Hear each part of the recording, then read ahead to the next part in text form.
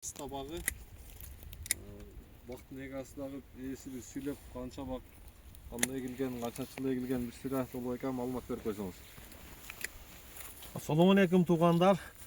Так, бұл сорт Rubista деген сорт 2024-жылы егілген. 24 а? 24 егілген дагы, баягы биз семинарда сүйлөгөндөй биринчи жолкусу кыркылган, экинчи жолкусу кыркылган дагы ушул шактарда бардыгы белек сүйлөгөндөй бардык шактарыгы гүлү бар мана ушуларда. Денесинде толук. Обрезкасыны да Руслан менен белек биринчи немелерден көрсөтүшкөн. Азыр эми да биздин кемчиликтерди немелерди айтышат өздөрү. Азыр ошол. Рахмат. Демек, бир 24 эгилсе, 3-чү жалбырак жыл экен да? Ооба. 3-чү жалбырак. Ошондо биз азыр экинчи фазадабыз. Экинчи фазадабыз. Экинчи фаза. Дагы биринчи кескендегинин ошол калтырган учурдун пайда болгон бүчүрлөрдүн анык бир мисалы ушул жерде турат да. Эми биз кичине правилаларды өзгөртөбүз. Өзгөрткөндө биз жогорго келатканда ошол калтырган бутагыбыздын диаметринен эң кеминде тең жарым ичке болгон бутакты калтырышыбыз керек.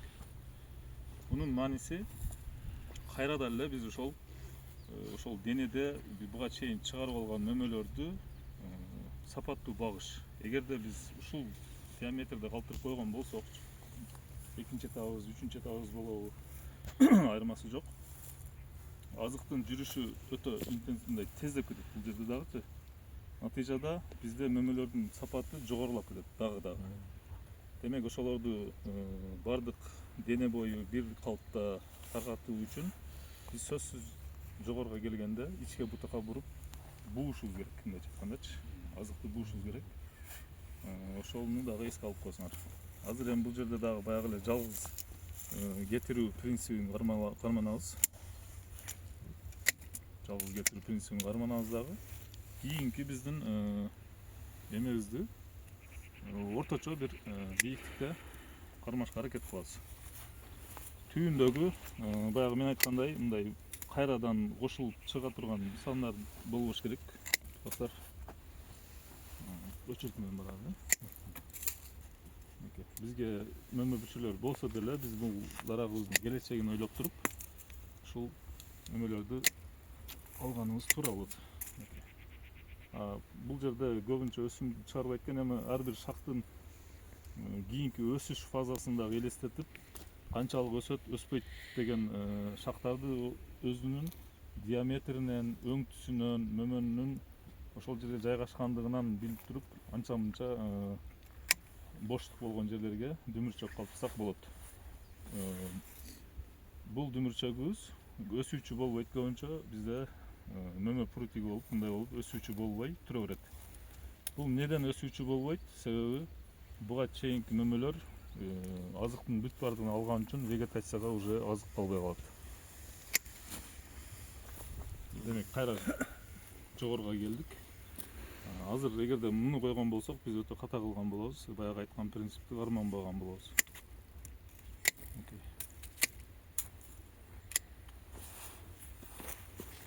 Бул жерде дагы ошол.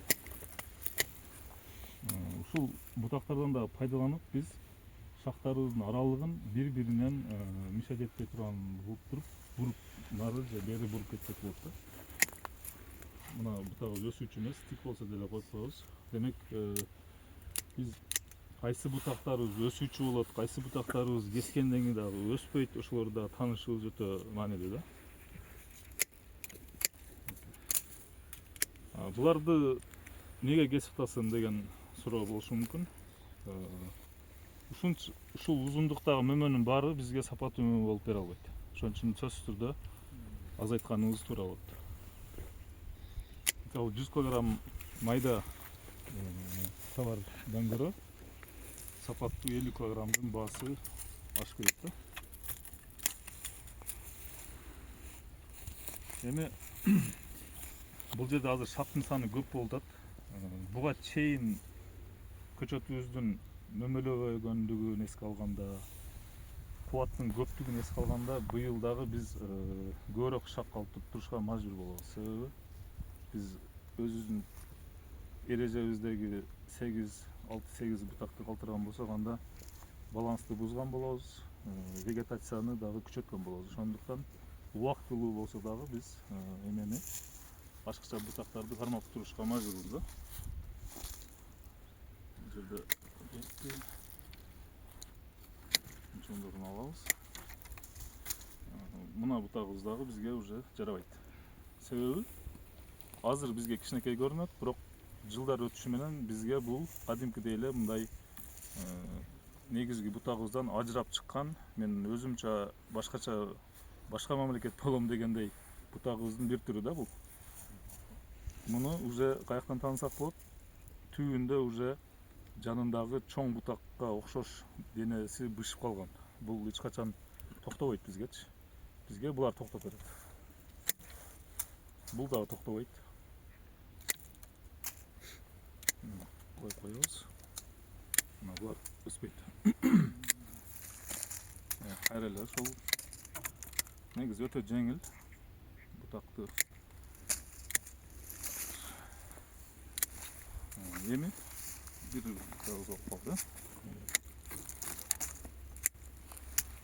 Мындан ылдый түшүрүп коебуз. Вообще сонун болуп калды. Ушундай Карап отурган болду. Вообще сонун болуп калды.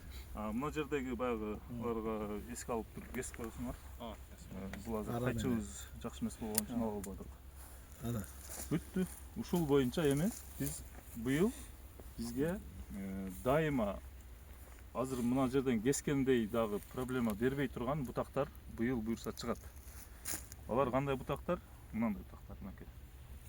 Короткий мөмө бүчүрү менен булар бара-бара өзүнүн баягы генеративдик өсүмү болот булардын дагы.